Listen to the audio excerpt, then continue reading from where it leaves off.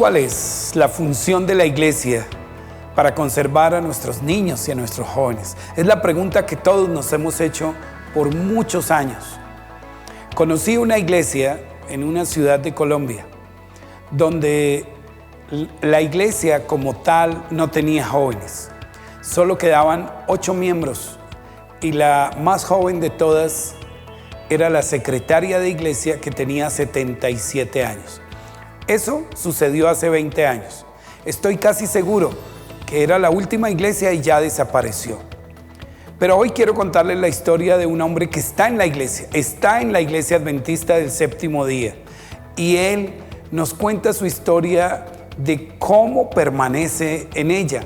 Todavía hoy está pensando, ¿qué fue lo que me hizo quedarme en la iglesia? Barry Gaindt es el joven rebelde típico de esta época. No quería nada, no quería ir a la iglesia, ya sus amigos de fuera eran los más queridos, la gente de la iglesia le parecía aburridora, los sermones no llegaban a su corazón, no quería estar en las clases, en las sociedades de jóvenes, y cada vez más se interesaba en lo que sus amigos del mundo le proponían.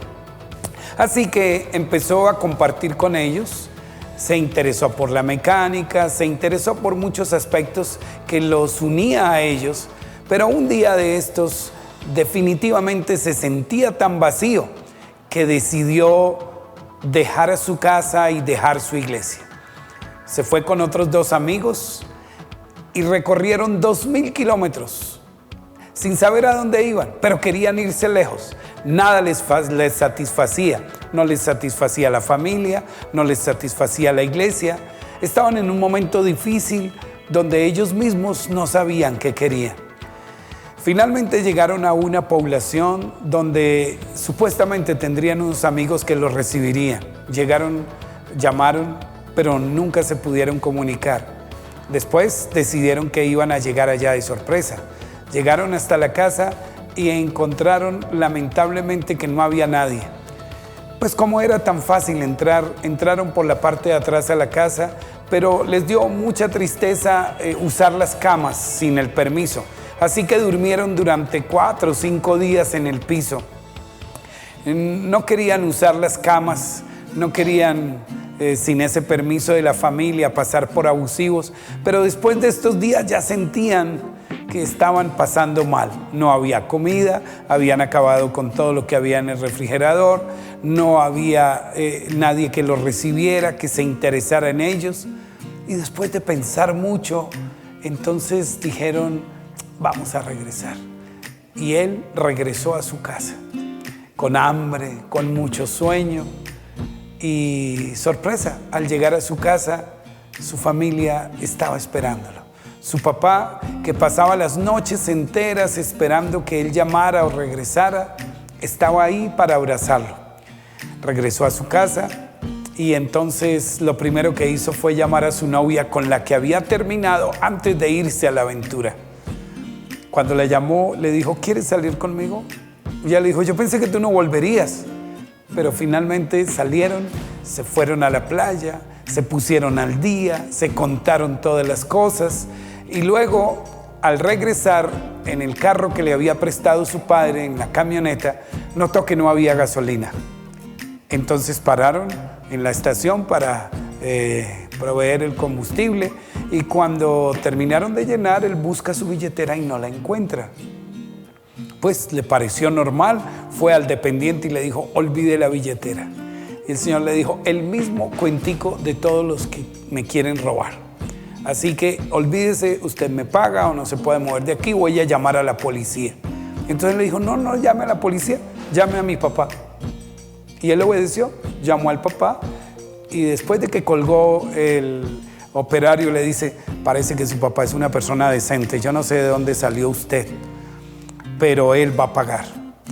Entonces, después de haber hecho esos arreglos, salieron con el carro, viajaron, pero el cansancio le ganó también a su novia, se recostó en su pecho, y mientras él manejaba, cuando despertó, estaba en llamas el vehículo, todo el mundo tratando de ayudarlos con linternas. Al estrellarse contra un poste, dejaron sin luz a todo el sector y allí él trataba de sacar a su novia, no podía salir.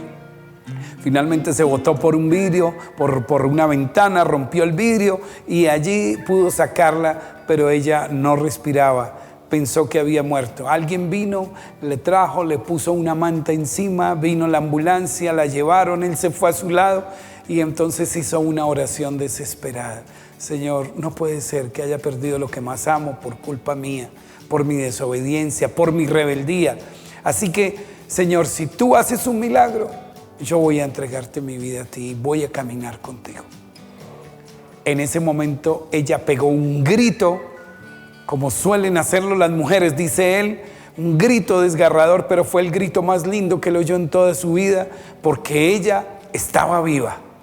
Luego llegaron sus padres al lugar y efectivamente ella vivió, se recuperó, pero llegó la parte triste.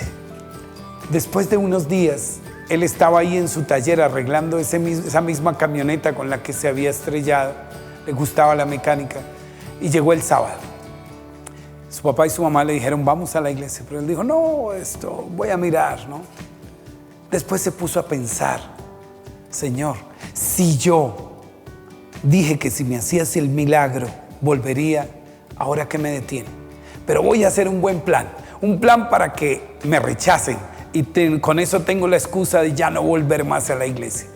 Así que se fue engrasado, su pelo, su ropa, tomó su moto, llegó a la iglesia, dio unas aceleradas, se quedó dando espectáculo, luego entró, se sentó en la última banca y allí esperaba que todo el mundo lo mirara mal, lo rechazara, que el diácono saliera y le dijera que se fuera del lugar. Pero su papá estaba en la plataforma y en vez de ver todas esas cosas, las lágrimas de su padre empezaron a rodar y él las vio desde lejos. Luego todos empezaron a mirarlo y con alegría lo saludaban. Dijo, bueno, tal vez no será así todo el tiempo. Le pareció una eternidad el sermón, pero a la salida allí estaba el director de diáconos emocionado, un hombre más bajito que él, que no le daba ni al pecho, lo abrazaba y emocionado le decía, está orando por ti, no veía la hora que volvieras a la iglesia. Y ahí él se dio cuenta que era todo lo contrario. Hoy Barry Gain es una persona que enseña a los pastores a atraer los jóvenes. Es el director de maestría de Andrews en torno a las maestrías juveniles.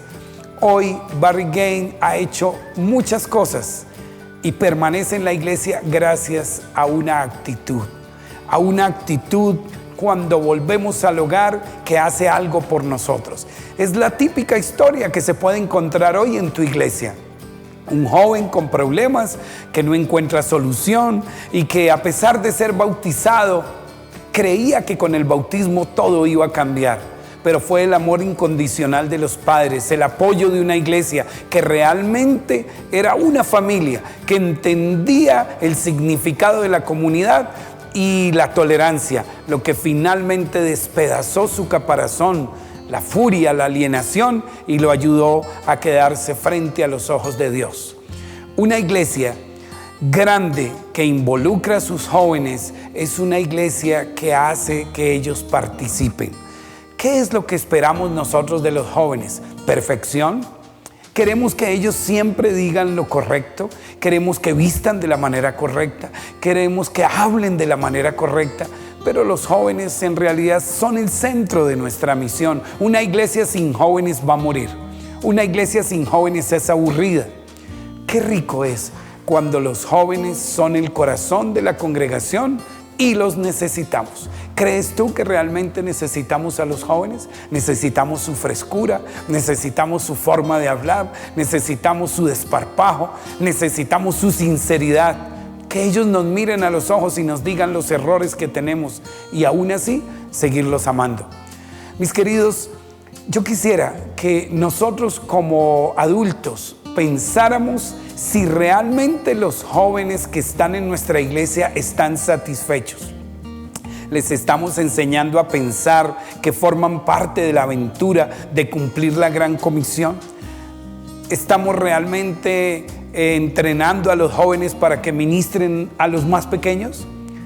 En la iglesia, y tengo que decir el nombre, es una iglesia especial, la Iglesia de Redención en Bucaramanga. Es una iglesia maravillosa porque todas las generaciones están conectadas. Los jóvenes y los niños que van creciendo y que llegan a ser los jóvenes empiezan a dirigir los clubes, a dirigir los departamentos, están involucrados en todo en la iglesia, y ellos, los más grandecitos, guían a los pequeñitos y los toman como si fueran sus hermanos mayores. Molestan con ellos, ríen con ellos, se burlan de ellos, qué sé yo. Ellos consideran que son sus hermanos mayores y son los miembros de la iglesia más grandecitos, pero siempre están participando, siempre están ayudando. Quisiéramos que los jóvenes tengan unas comunidades donde se fomente un hallazgo intergeneracional, donde pudiéramos compartir con adultos, con gente de mucha edad, tal vez de la tercera edad o los años dorados. Cuando un joven pasa a la plataforma, los adultos se sienten fascinados, recuerdan su juventud, y es muy, pero muy estimulante ver a un joven hablar de la vida eterna a los 17 años. Es muy estimulante ver a una niña de 12 o 15 años fiel al Señor, pensando en que Él va a venir pronto y ella quiere estar preparada para ir al reino de los cielos. Por eso es importante involucrar a los niños para alcanzar a la comunidad. No es que debemos poner a los jóvenes y a los niños para que nos ayuden, para que no nos estorben. Póngalo a hacer algo a ver si se queda quieto. No, es cómo ellos realmente nos ayudan a trabajar y entienden que trabajando por otros es la verdadera manera en que nosotros nos preparamos. Por ejemplo, la actividad ineludible del rincón infantil, del momento infantil cada sábado. Llegó una periodista para entrevistarnos acerca de qué creía la iglesia adventista. La llevamos a la iglesia ese sábado y pensamos que le había impactado el sermón, pensamos que le había impactado el orden de la iglesia, era un día de cena del Señor, pero no, la impactó el rincón infantil. La impactó que hubiera un espacio en la iglesia donde los niños fueran los más importantes del momento. Y mis queridos, déjenme decirle, todo lo que nosotros somos es porque nos han atendido en esta iglesia como niños. Cuando desplegaban los materiales de fieltro, a mí me provocaba como ir y hablarles a esas figuras. Era tan lindo. Y luego cuando llegaba a la casa de mi tío Jeremías, que era pastor, y abrían las bellas historias de la Biblia, eso era maravilloso para mí. Y es eso lo que a mí también personalmente me tiene en la iglesia. El ministerio debe ser inclusivo con los niños. Debemos tenerles siempre algo para hacer. Debemos asignarles tareas, y más que para estorbar, no, es para contribuir, para hacer algo bueno por el Señor. Mis queridos, ¿qué es el cuerpo de Cristo? ¿No es la iglesia?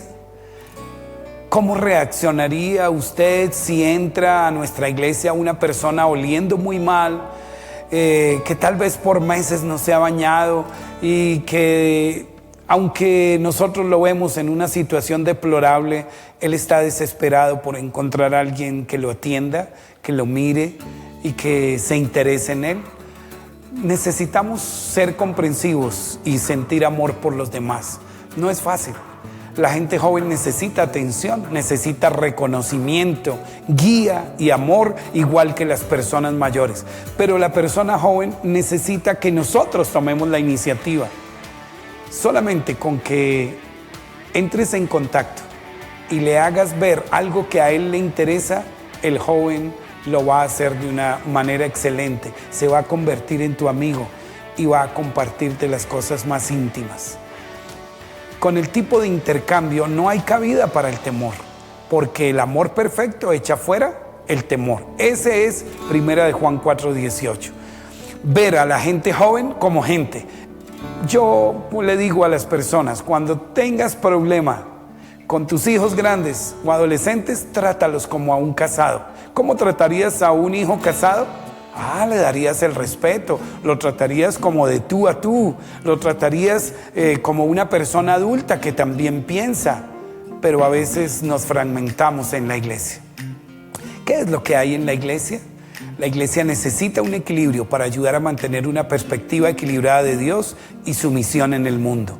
Por eso el discipulado incluye también a los jóvenes y también a los niños. Una parte crucial del discipulado es aprender a llevarse bien con personas que son diferentes de nosotros. Tenemos que estar a su altura, tenemos que saber cosas de las que ellos hablan.